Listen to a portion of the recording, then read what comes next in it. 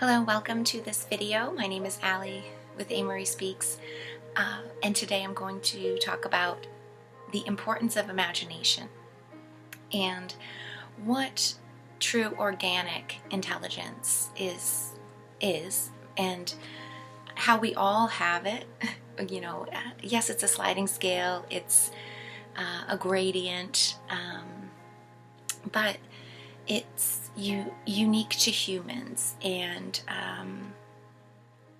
is uniquely gifted upon each one of us. I really do believe. And so I wanted to kind of bring up this idea of organic intelligence and speak just a bit about it, sort of as a disclaimer video. Also just kind of sharing my own perspective and opinions, and also a little bit of my own truth, because I know there's this huge debates about whose truth and my truth and all this kind of ideas that people want to butt heads about and debate. But I prefer to try to find unifying ground and commonplace conversations instead of dividing out into all of these opinionated extremes and all of these, segregated expertise. I find that has a place and a space that it can be beneficial, but the overall, really, we should be looking for harmony in the center. We should be looking for things that are commonalities to unify us as human beings, instead of all of these borders and checkpoints and labels and gates and all this kind of stuff. So in here in the forefront, in the middle ground lies imagination. And I strongly believe that organic intelligence is bestowed by God, and that it has an organic template in which the instructions sort of lie for its operations. I know, and I've worked a lot with this imagination space, is what I call it. And I've found that it's so beneficial. It is really helpful and so diverse of a tool. And, it's something that's innate within us that I would love to encourage and hope to offer out here to anyone who's kind of interested in it, to listen in a way that is open-minded and honoring acceptance, instead of listening for trigger words or listening for those kind of signifying symbols that mean, we mean the same thing. Instead of having all of these biases that we're listening to people with, maybe we just set all of that kind of stuff aside and just plain listen for a little while and see what you get. Because the imagination, to me, is an interlinking piece of the body system as a whole vessel, the mind-body-spirit complex. As some people reference it, I like to call it a vessel or an instrument, and it contains those three layers. Some people prefer other verbiages, but I believe that the imagination space, to me, links in between the mind and the spirit, and the body holds a space for the brain, of course, the organ of itself. So they're all represented when I talk about imagination. You need all three, mind, body, and spirit, in order to activate, work within, and to understand what that space really is about. However, there's a three-folded display of imagination space that also takes place. So it's not just about the mind, the body, and the spirit of the individual in their imagination space. Imagination space is the same thing. It's internal, it's external, and it's also everywhere. This is guided by three-part systems that I've spoke about many different times. I find that having a blueprint to work with, that's just a general template. It's not like, measured by particularly that anybody needs to meet certain measurements. It's just the ruler. So don't feel like I'm telling you you have to be this size or that size, or it's got to be this or that. It's just, here's the ruler to do your own measuring with. But it's very helpful to have a ruler instead of trying to guess at where you're at what size things are. So that's a metaphor, of course. But the imagination space, it's to me resides more heavily, even though we are always seeking balance between the three systems. The heaviest of the area taken up by it is from the spirit level. Sometimes we think imagination, we think the brain, we think the mind, but that sort of, we've been corralled and positioned by the agenda to see the brain and the mind in this kind of way of thinking, but it's a processor. It has to do with the electrical input and output of information being passed, energy being passed through. It doesn't actually have spirit in its own sense. I mean, every one of the layers has their, a representative of each layer within them, but it doesn't have the flow, which is what I want to point out about imagination and imagination space. It permeates through all of the layerings because it's meant to, not because there's a representative echoing within fractal pieces to help create pixelation of definition of a picture that's already there, but instead that its real picture is this interlaying, interlocking sort of webbing, which is the spirit level layer worlds that I like to talk about, and it permeates through everything. So it permeates through physical body spaces, it permeates through the mental spaces, and it through that creates the overall layer, the etheric layer. Maybe some people might be familiar with that kind of idea, but it's sort of like the grid makeup that is the whole world, that holds the world. So we have an internal version of imagination, and we have an external version, as in conscious collective, the community, the humans, imagination space, and then we have the overall whole world, God source imagination space. So there's this three parts of layering. Each one has their own individual language, but they're sort of all from the same mother tongue, so they have a lot of similar kind of verbiage. Now, the thing is that we can be really cut off from the language, and like I said before, there's an agenda. There's in the third-party reality space out there that we all live and are a part of, unfortunately, there's a hijack.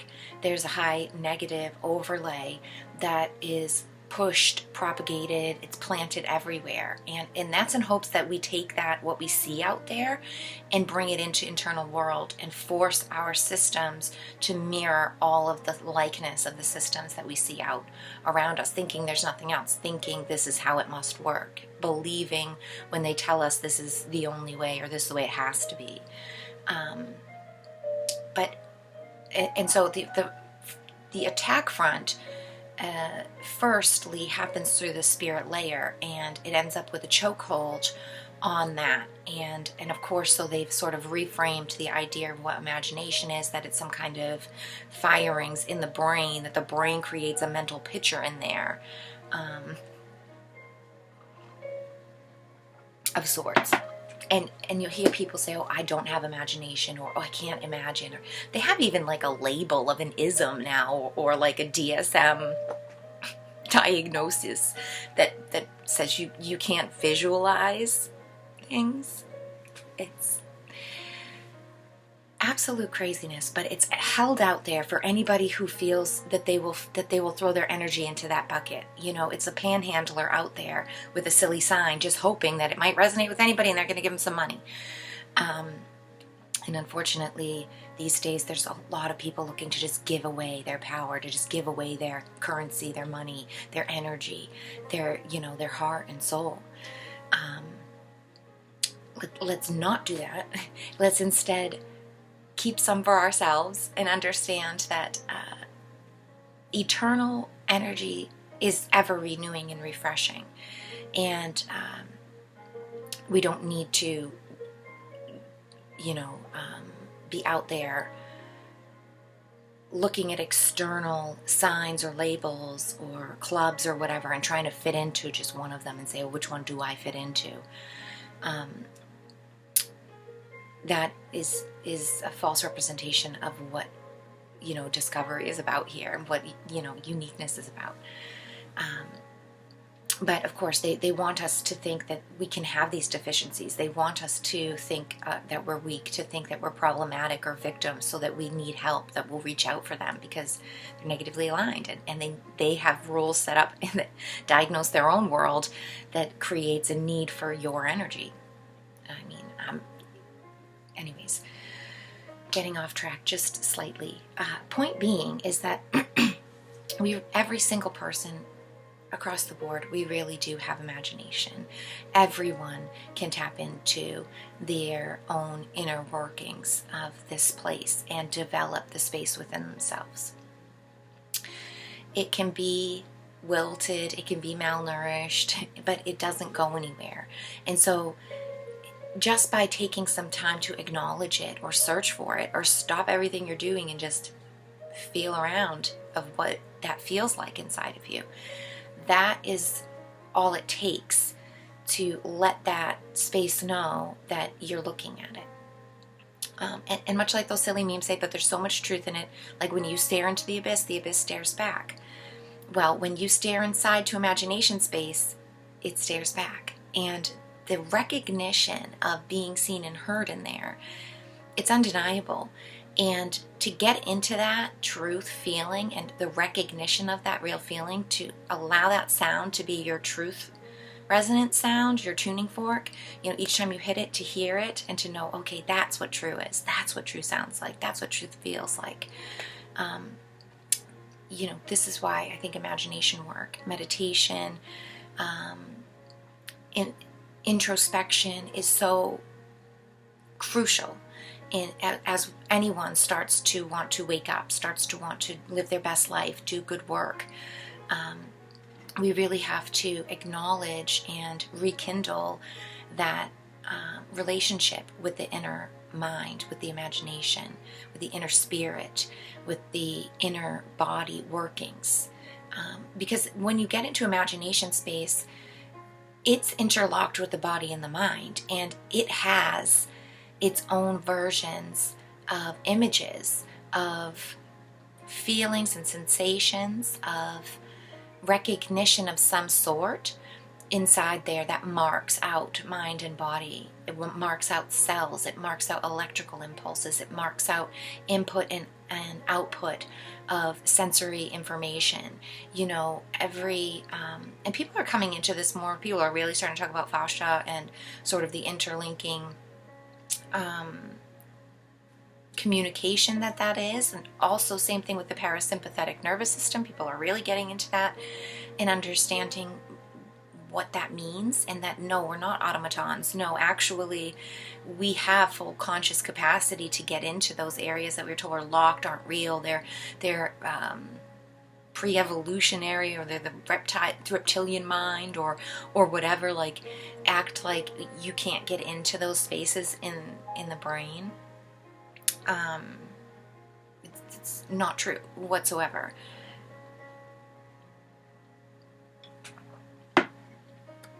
Unless, of course, you choose that it will be true for you, and then your imagination space will go and bar off those spaces to you. It'll say, oh, you're not allowed down here, sorry. Because the rules that we tell ourselves as conscious creators make the rules that we live by. And if you don't have guidance and parameters, and you're just going with what's being shown to you out there, told to you, you're going to find yourself highly negatively aligned and very sick and diseased in a multitude of ways. And, you know, not just physically ill, but mentally and spiritually as well. So tapping into that, getting comfortable and understanding that imagination is there, it's always here, is such a big point. I am going to be, like I've said in the videos before, and have done already, a bunch of meditations that rekindle and allow us to take time to explore those places and spaces within us, and to build them up for ourselves, to practice, because we can get out of practice for sure, and it can seem difficult or it can seem easy, and it's such a unique development that if you don't take the time to do it for yourself, you know, it's not going to get done, unfortunately. And I think the world that we're in, I've been saying this, excuse me, for a few years now,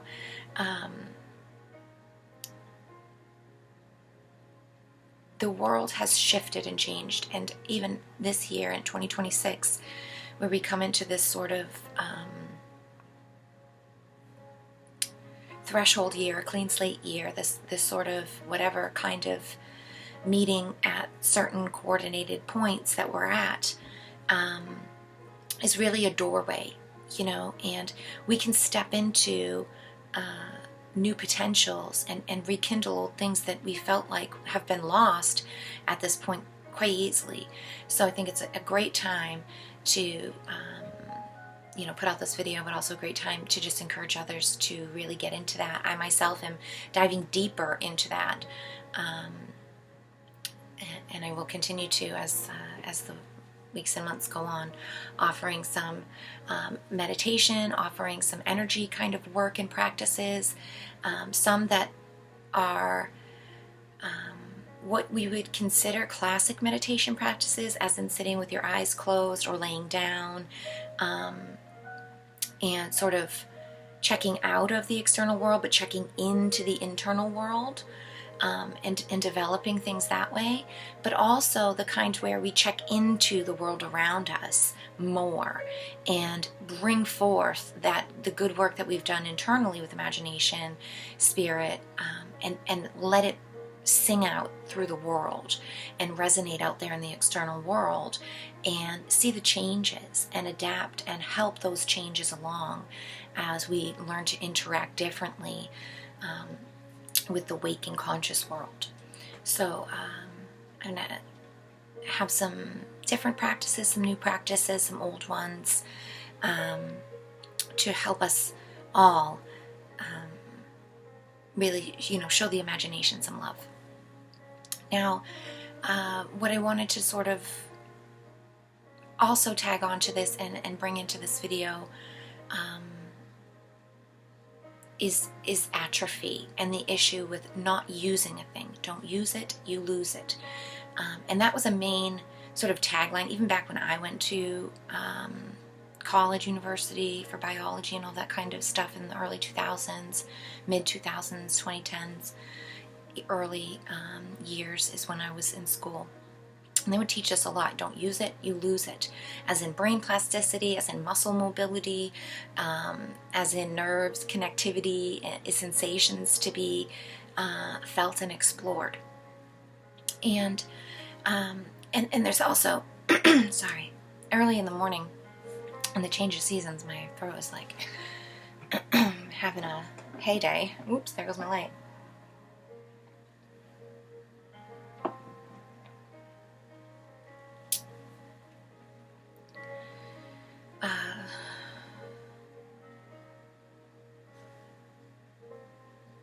just totally lost my spot. And I know I had the second thing to say.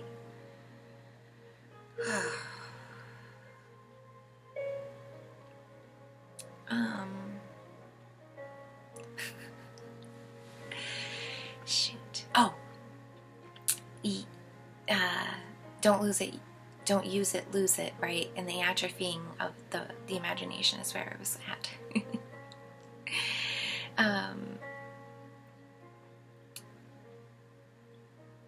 If I don't remember what I was going to say about, I know there was a second thing that I'm going to just leave it for now. Maybe it'll come back up as I go, but I don't have a pause. I don't have editing, so I have no way to like put two videos together even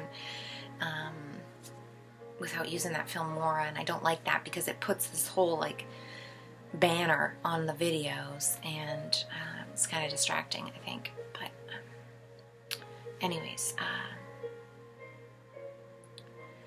if you don't use it, you lose it. And so when we these days see so much of the propaganda in the external third-party reality space, like I like to call it, I call it that to try to really showcase the separateness from everyone's own direct world, the community you live in, where you go on a day-to-day basis, who you interact with literally, physically, you know, energetically in a cohabitation space, right? That it really does matter.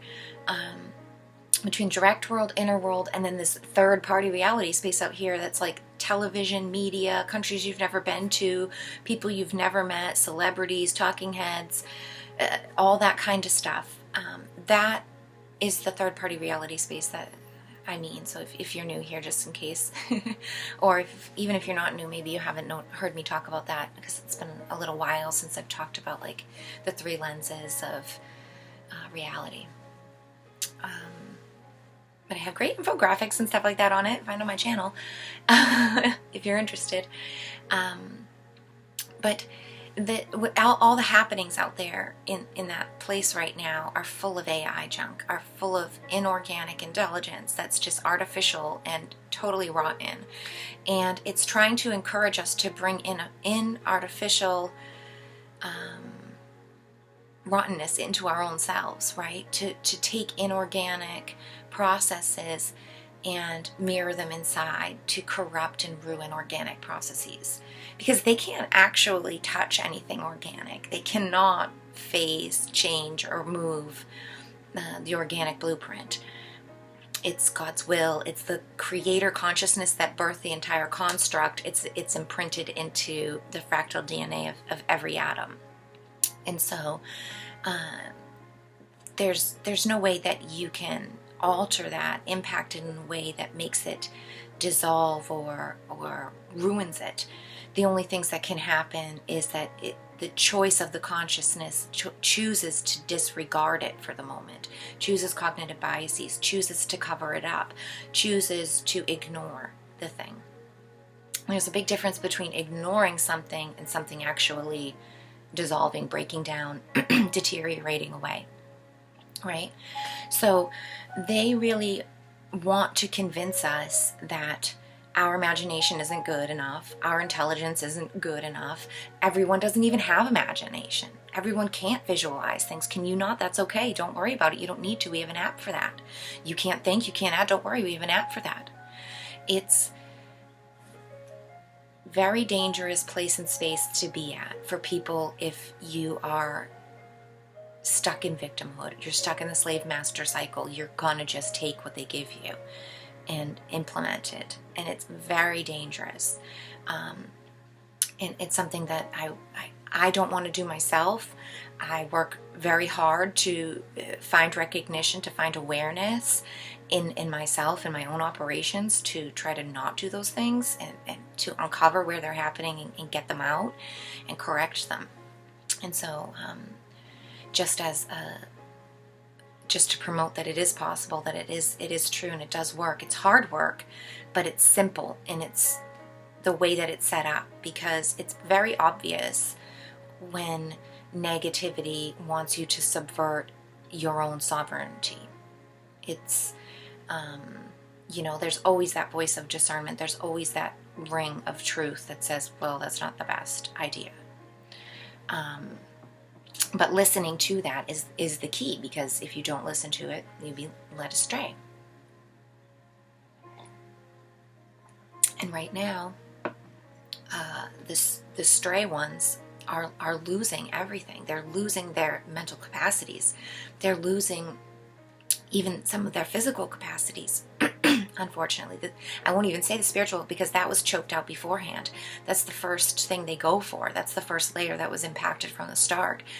And if we don't backtrack and reverse engineer the things that they've already implemented into us, it's very easy to just fall into victimhood. It's very easy to just stay a slave and just take what you can get. But we're meant for so much bigger than that. We're meant for so much better than that. And I think everyone and anyone who hears that knows that within their soul. So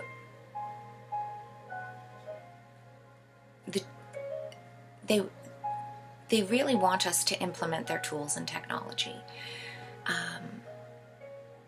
I won't. I will never. I don't care. And I don't care what they think they have sneakily already invasively pushed onto me in a negative infringement way, i.e. like smart dust or nanotech or whatever these kind of things that, they want to do. Even the microplastics in the water and poisons in our water and in our soil and all this kind of stuff.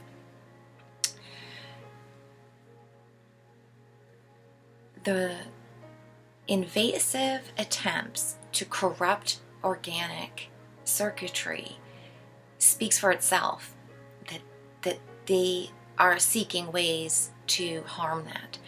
And that should tell us straight away that those organic processes are really valuable, are really important, and that we should never give them up, and that we should never subdue or subvert them, delegate them off into others. In some kind of strange, like subject to a master,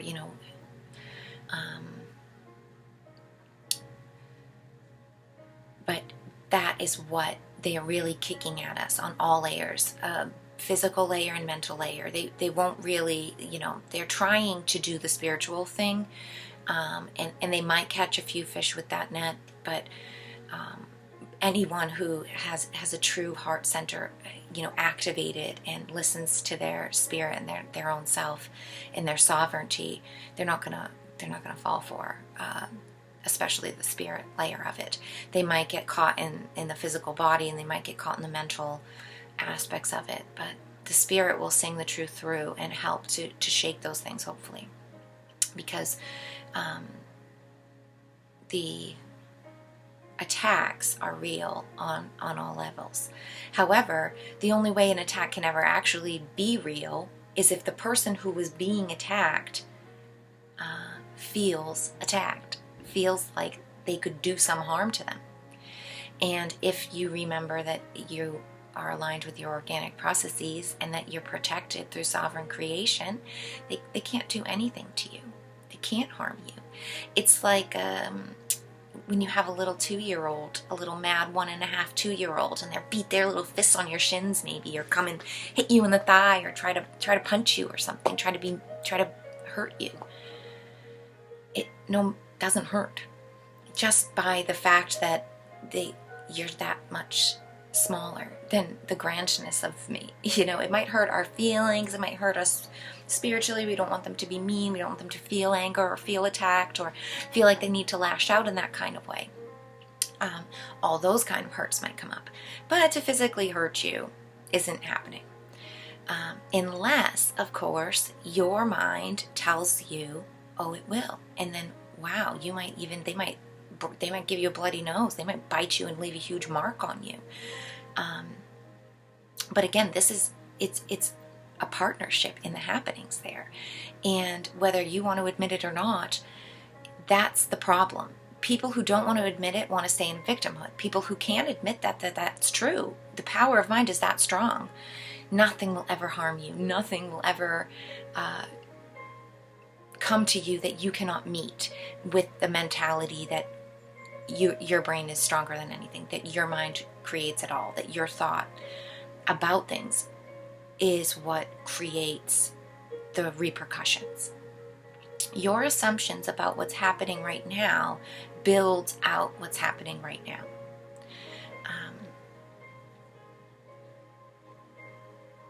That's truly how powerful the imagination really is. Now, people think this is the mind, and I've said the mind a couple of times, like your thoughts and stuff, but your thoughts are not part of the mind when I'm talking about mind, body, spirit complex, because the mind and the mental portion of that system, the internal processy system that the mind represents and works with, the inner system, it is just the electric sensitivity of the movement of information. It is the crunching of the numbers. It is the processing. It is the algorithmic, almost like computers, are, but we are so much bigger and grander and more complex than anything that we're going to build with zeros and ones. Like even their quantum capacities of attempting to hold 0 and 1 at the same point and think that they've made some kind of grand, unbelievable processes. Like, no, sorry, but you're fooling around with number 1 only. You're combating between 0 and 1. Organic complexity, the technology that is working in us is a 1 through 9 capacity. Do you see how much bigger the span of potentiality that the numbers are between just trying to fool around with 0 and 1 versus having all of 1 through 9, 0 and then 1 through 9? It's the adult and the toddler again. It's like you're a shadow of a copy made in the dark, and then you want to think that you can hold up and keep up with the image, the full photograph of a broad daylight sun shining. It's laughable. It really is. But if you want to believe it, if you want to jump down and into that sad sketch and say that that's what it is and it's all it is, well, the power of the brain, the power of the mind, the power of our imagination is that will take that container and say, yes, sir, and build out that container and stay within it. Like, why would we do that to you? Why would you do that to yourself? Same thing with claiming victimhood and pretending like you don't have an imagination, pretending like you can't visualize, pretending like you cannot think for yourself, pretending like you can't have discernment. We all do, and we all can. And I don't care whether you think, oh, I'm neurodivergent, oh, I'm on a spectrum, oh, I'm diagnosed as, all of these improper connections in my brain. Oh, it's been shown on brain activities that this part doesn't do as well as that part. And it's like, those are excuses and new rules, deviations to the negative rules you've already set to yourself in that little compartment, and you're cementing it further in. And then you're wondering why it is that you're still stuck in that. Why is it that everyone sees you in that way? And, some people can't even step out of it enough to have that kind of oversight. But it's merely because they haven't practiced it. It's not because the capacity isn't there to do it. It's just because they haven't practiced it in so long. It's like saying that someone who's laid in a bed and muscles have atrophied in their legs can't walk because they don't have legs. They're paraplegic. Paraplegic just means you can't really use your arms and legs, but an amputee, you know what I mean? It's like saying that they're completely cut off, and I don't have legs. I can never learn to walk because I don't have legs. It's like, well, no, you do have legs. They're right there. Yeah, you can't move them because you haven't tried to move them in ages. So the imagination is a lot like that. And if we start to just build out robot legs and just, oh, well, the doctor said we can't use our legs anymore, so we'll just hobble around these crutches, or I'll just take these injections that they say might work or might not work, you know, being at the,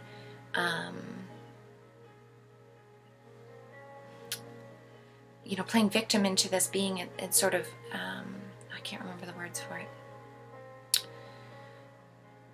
But anyways, just like playing right into their hand, well, you're going to lose, you know? So yeah. I want to encourage everyone to, no matter where you're at in your imagination journey, to rekindle that, to work on that, to look down at your feet, you know, and even if you can't move them, even if you think, oh, move, and you don't see them move, forget about trying to have to see or really with this sort of external confirmation way of validation that something is happening. Instead, just realize the fact that I'm thinking of something happening, something is happening. And yeah, maybe I can't see it right now, but this is because I put a blindfold on my eyes and I am refusing to take it off. You know, maybe don't remember how to take it off yet, and that's okay. But if you sit there and you feel it and you just acknowledge to yourself, it's there, but I'm still doing this. I know that's there, but I'm thinking this. Eventually, what happens when we sit with the self in this place is out of somewhere, I say God, creator, source, infinite one creator, is whispers down through the channel. You can see it as Jesus, you can call him, her, it, you know, everyone has different names and verbiage for this kind of thing. It doesn't matter in the slightest. So call it what you'd like to call it, but whatever it is, something whispers how to take that blindfold off. Oh, there's Velcro at the back, or just pull it down, or something will shift and you'll somehow remember to move it, like. And it comes out of nowhere like a breakthrough. It's a miracle, honestly. And be thankful for those small miracles. Actually, all miracles are same size. I hate to say small or large, but it just, those impulses are real, and follow them, listen to them. And when that little shift comes, that's the breakthrough, that's the chance. Don't belittle it, don't worry it away or say, oh, should I do that or not? Just do the thing, just feel the thing, just be it. And all of a sudden you're in new ground. All of a sudden there is a little bit more wiggle room. All of a sudden you see a toe move. You see a little tiny movement. And that is and should be one of your highest peak moments to remembering how strong you really are. And that even through all of this torture you've put yourself through, even though all this pressure and pain and all of the stuff you piled on top of your heart, your soul, yourself, that actually you're stronger still, because you're still here. If you weren't, you wouldn't be here, you know. And the final thing that I will kind of bring into this and just say here at the end, as I've been talking way too long, is that this can take a very long time. And just think about how many minutes, how many seconds you have spent over your lifetime convincing yourself of whatever the thing you're trying to break out of, or convincing your imagination to be quiet, or ignoring or pushing down your gut feelings or your heart song, or whatever you want to look at that and call these things as. But think about how many accumulated seconds you've spent doing that thing, pushing the thing away, you know, over years and years and years. That's the kind of amount of time that's going to take you to get... that's okay, honey. I'm pretty much done. That's the same amount of time that could take you to get back movement in a foot, be able to just bend your toes, or be able to move your whole legs, who knows. But to be committed to longevity in an eternal sense, that no matter how long it takes, I will wait. No matter how long it is, I will still come back with the same listening response. I will still accept. I will still be loving. I will still believe that that's going to move at some point, that the breakthrough is going to come. Because Before we push yourself to, it's not coming, it can't do this, can't do that, can't be that. So just think about how much of investments that you have placed into that kind of energies, and then know that we need a counterbalance to that. It needs proper balancing.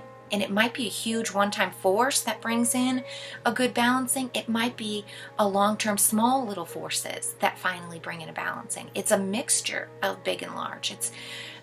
It's all dependent on you and your own situations and your own parameters.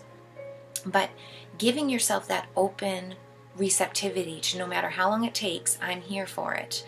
And I know it could happen. I know it is real. I know it's part of my anatomy. I know it is part of the plan for me. It is true that I be healthy, happy, hydrated, wealthy, strong, secure, prosperous, whatever kind of words that you like to use or you want to use, to infuse yourself with those. You will see change. You will see shift. You will break into that great imagination. And no device, technology is going to do that for you. It's not. So yeah, that's my rant for today. Thank you for listening, and I'll see you next time.